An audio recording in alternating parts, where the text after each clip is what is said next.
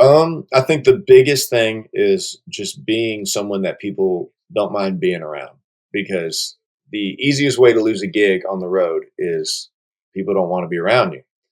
I'm not the best bass player out there, and there's a lot of bass players who are a lot better than me, but I am pretty good at not getting in arguments with people and having a good time and showing up prepared and making things easy for the people around me. So I think that's a huge thing.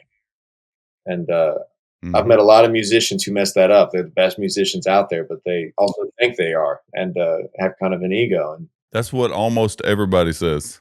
it's huge, I spend there's Yeah. times where I spend 2 weeks in a little van with these guys, and if we didn't get along, it wouldn't work. Yeah.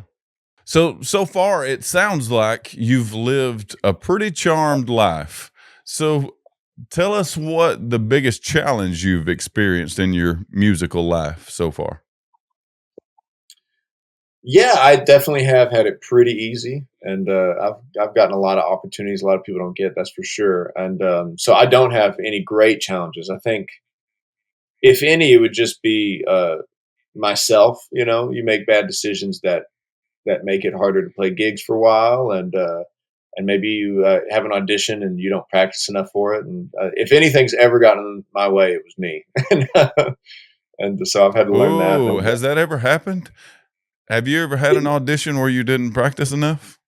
I have not many because I usually get real nervous and show up real prepared. But I had to learn my lesson, and I had one where I embarrassed myself. I showed up and I was like, it was a blues artist, so I was like, blues is easy, I can do that, and showed up and they were not easy. They were Mhm. pretty complicated arrangements, and I was not ready. And I could just tell as I was playing, I was like, this is really bad.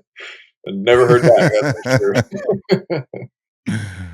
Yeah, that's awesome. We love to hear the stories of failure and futility on this show. Yeah, that's right.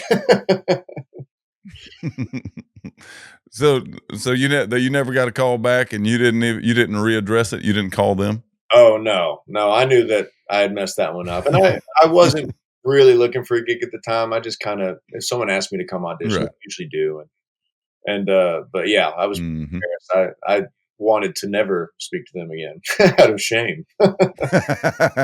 Yeah, because that now they see you as the bad bass player. Yeah, exactly. Yeah, I was pretty embarrassed. Yeah. So, what do you got planned for the future? What do you got in the tank? I definitely wanna keep going with what I'm doing. I love playing with these guys, and I love working at the studio. Another Mhm. thing I've started a little more recently, I released an EP last year of some songs I've written, and I really enjoyed that. I've been working on a few more, and it's a project. The name on it is Strange Help. It was just a band name I came up with, but I did a band name because I'm not singing on it. I love writing songs, but I don't have a voice Right? anyone wants to hear. So I the idea I had for the album was I'd write these songs and record them with some friends, and just bring on a different guest singer for each song. And so we've got Hmm. that first EP out, and it was a lot of fun. I really enjoyed it, and got about 8 more songs that I'm finishing up right now. So that's kind of a new venture I've been really Cool. enjoying. Yeah.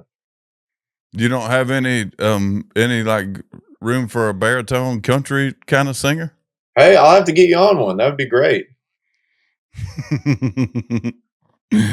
I was always jealous of these guys. We interviewed Buddy Jewell, and he was a demo singer in Nashville, and Oh I can't wow. remember how many he said he sang on, but he was telling about Garth Brooks. Garth Brooks did the same thing. We interviewed Kent Blasey, who co-wrote "If Tomorrow Never Comes" with Garth Brooks, Oh and he yeah. said Garth Brooks was a demo singer, and that sounds like Uh, such a fun job to me. Just being in the studio, belting it out yeah. Yeah. all That's like for other people all day just for money.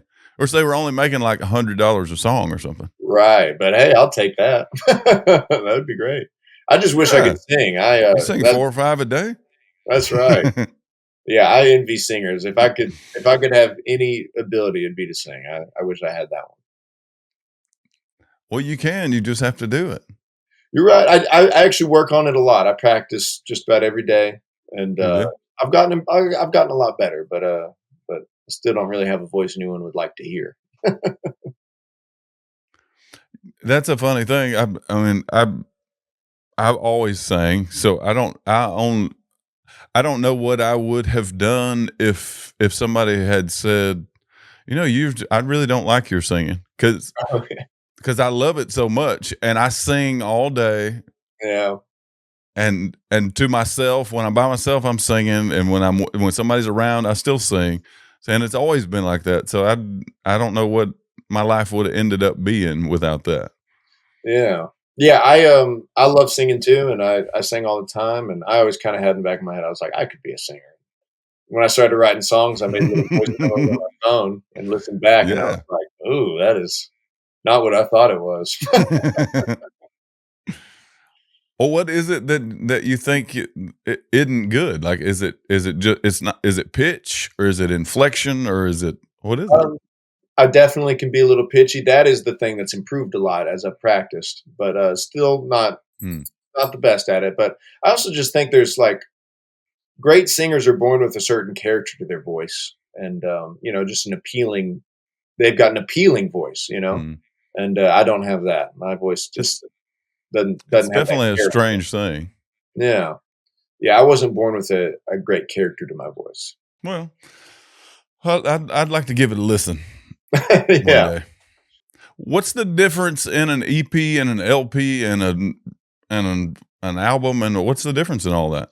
Yeah, so they're all just collections of songs. There's different ways people have, Mhm. um, defined EPs and LPs over the years, but right now on streaming and stuff, basically it comes down to anything a collection of songs under 7 songs is an EP, and if it's less than 30 minutes Under 7. So 6 and below. right, and then 7 songs and more is an LP, which is an album, that's a full-length album. Hmm. Yeah. Well, that's a weird distinction. It is, yeah, I don't know I've never quite understood it because to me, I think it's just the idea is people were releasing short albums and they were like, "Well, this is different than a full album." But to me, it's like it's just a short Yeah. album. I don't know. I don't understand the need for a distinction, but there is one Yeah, I don't nonetheless. either. Like cuz some of these records have 22 songs on it. So like Right. there's no other distinction past 7.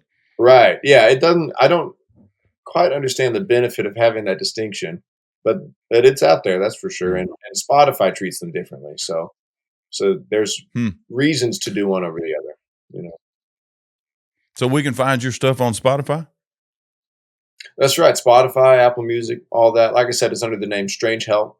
I've got, I think, 5 songs on that first EP. Strange help. Strange Help. That's right.